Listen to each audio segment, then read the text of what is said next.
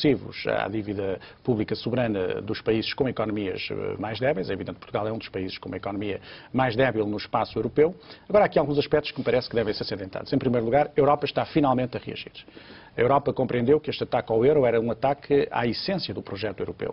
E há hoje uma vontade de reagir. E não é fácil a Europa reagir, porque, contrariamente ao discurso, por vezes, feito com muita leviandade, por muitos que vêm agora reclamar mais Europa, mas nas horas decisivas nenhum contributo deram para o reforço da União Europeia, a verdade é que não é fácil a Europa tomar decisões coletivas e que manifestem essa mesma solidariedade em relação às economias mais débeis. Em primeiro lugar, porque há déficits no modelo institucional europeu, e a meu ver há um déficit a nível da integração política europeia. Os governos europeus continuam a responder perante os seus respectivos eleitorados. O caso alemão do fim de semana passado é um caso que nos deve levar a refletir, porque era muito fácil atacar a chanceler Merkel, considerando que ela não estava à altura do desafio europeu. Mas a verdade é que a senhora Merkel tinha um desafio eleitoral importantíssimo. E num Estado alemão, na Renânia do Norte, e desse resultado dependia o equilíbrio político de toda a Alemanha. E acabou por não ter um resultado bom, e isso pode traduzir-se já numa perda de maioria no Bundesrat, que tem consequências do ponto de vista do equilíbrio político na Alemanha. Portanto, não é fácil a Europa reagir solidariamente, porque há um déficit, a meu ver, de integração política a nível europeu. Apesar de tudo, há claramente um sobressalto. E perante esse sobressalto foi possível adotar medidas que eram impensáveis há muito pouco tempo atrás. Isso significa, assim mesmo, um avanço e significa que a Europa compreendeu os problemas e foi capaz de reagir. Isso significa que haverá também mais exigência em relação ao comportamento de alguns países, e particularmente de Portugal, da Espanha, da Grécia, do ponto de vista das suas políticas económicas e das suas políticas orçamentais. Neste momento, pragmaticamente, nós temos que cumprir e nós temos que criar todas as condições para recuperar a credibilidade internacional, porque não temos outra via possível. Mas este aumento de exigência não vem só do plano de estabilização do euro. Não, veja, vem daí, em grande parte, vem da necessidade neste momento de responder a este ataque, vem da circunstância, na verdade, de se ter criado aqui uma situação de dificuldades de obtenção de financiamento por parte de vários Estados europeus e da necessidade de reforçar o euro perante este mesmo ataque de que está a ser alvo. É óbvio que as economias mais débeis, os Estados mais débeis, são aqueles que sofrem mais e nessa perspectiva também são aqueles a quem vão ser exigidos mais esforços, independentemente de agora avaliarmos se este é o melhor caminho do ponto de vista da decisão até europeia e dos compromissos que Portugal e a Espanha tiveram que adotar no plano europeu, independentemente de avaliarmos, porque podemos discuti-lo teoricamente, se este caminho é o melhor ou não, se estas medidas de austeridade vão ou não vão criar condições para alguma recessão económica, se isto vai ter consequências negativas do ponto de vista da atividade económica. Independentemente disso, neste momento, pragmaticamente, é este o caminho que temos que seguir.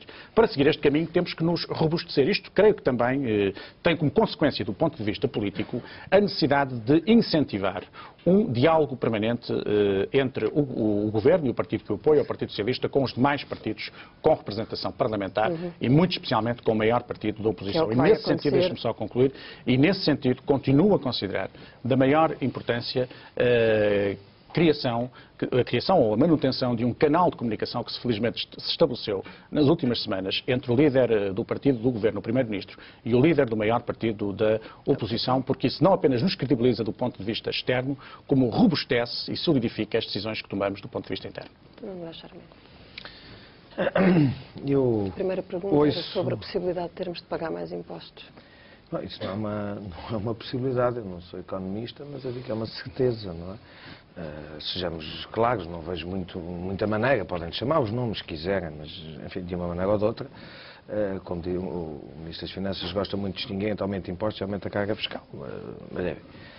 Vamos ter aumento de impostos, não tenho nenhuma dúvida, ou vamos ter criação de impostos adicionais, vamos ter retenções, cativações sobre os nossos subsídios de Natal ou de férias. Quer dizer, de uma maneira ou de outra, representa um imposto.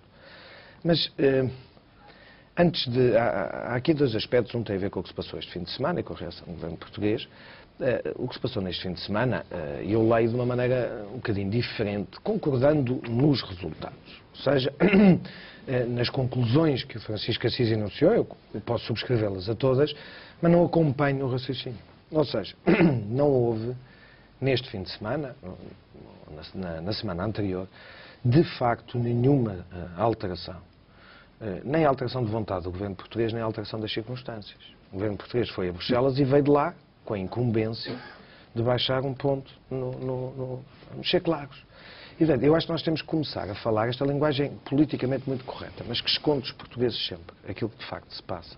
E esse é o segundo lado do problema deste fim de semana.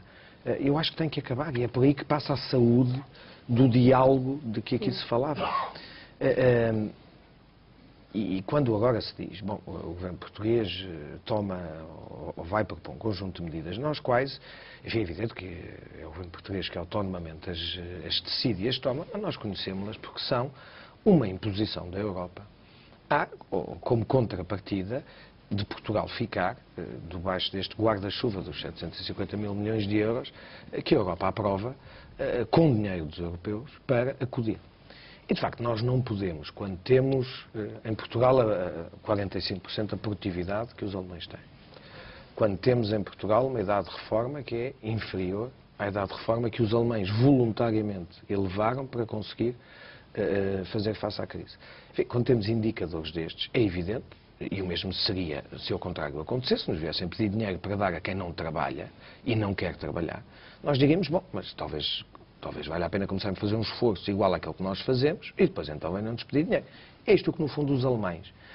Falou-se aqui muito da circunstância política, que é real, das eleições das eleições passado fim de semana, mas a verdade é que eu acho que isto não é um problema de calendário político. Isto é um problema de legítima incompreensão por parte dos alemães, que recebem 13 meses por ano, de que tenham que ajudar um Estado que paga 15 meses por ano.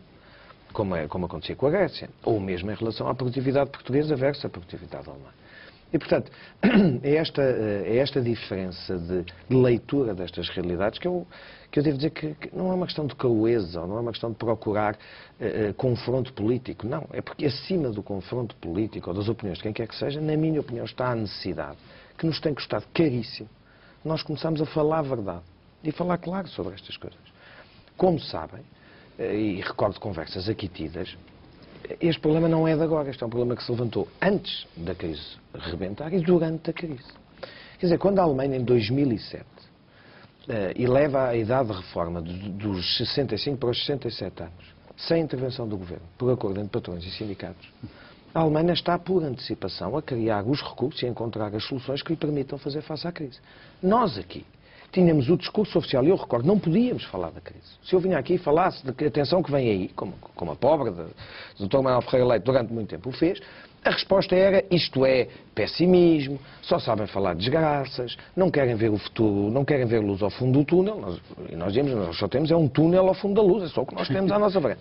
Mas não querem, é pessimismo. Se falarem da crise, o discurso era, se falarmos baixinho, o governo dizia, se nós não fizermos muito barulho, a crise passa ao lado da fronteira, passa ali por Espanha, pelo Caia, e segue para agora e não nos toca.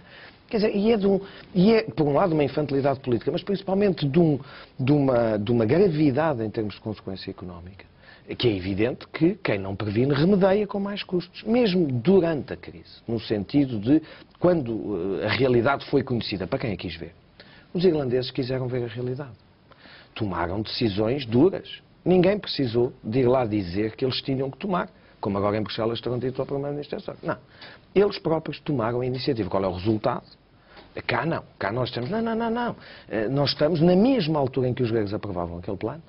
O Primeiro-Ministro afirmava, nós estamos, Natal do ano passado, na mensagem de Natal, temos os primeiros sinais de que estamos a sair da crise de recuperação económica. É de uma irresponsabilidade, peço desculpa, com todo o respeito, mas é de uma irresponsabilidade. Porque é o país que paga isto todos os dias. Não é a vantagem política dizer o Primeiro-Ministro é só questão de razão, porque isso já lá vai. Não, é a indignação que fica de nós sentirmos que somos nós todos que vamos pagar com esta brincadeira com que se andou a tratar a realidade. E o resultado, deixe-me só terminar, é a minha legítima opinião. Claro, eu acho que a situação exige esta conversa clara. E o que eu quero dizer é o resultado. É que a Irlanda não teve, nem tem, ainda que a estrutura da sua dívida não seja muito, e os números da sua dívida não sejam muito mais agradáveis do que os nossos, não há nenhuma pressão sobre a dívida irlandesa. Porquê? Porque há confiança. Onde é que não há confiança? Em relação a Portugal. Não há confiança por causa da desorçamentação. Não há confiança porque a REFER tem escondida uma dívida maior do que o conjunto das autarquias portuguesas todas somadas. Não há confiança por causa das soluções que, ao longo do tempo, nos fomos especializando em encontrar. Nós não fazemos como os gregos, a viciação das estatísticas. Nós encontramos soluções mais engenhosas de, no fundo, esconder, como os gregos fizeram, a realidade. E enquanto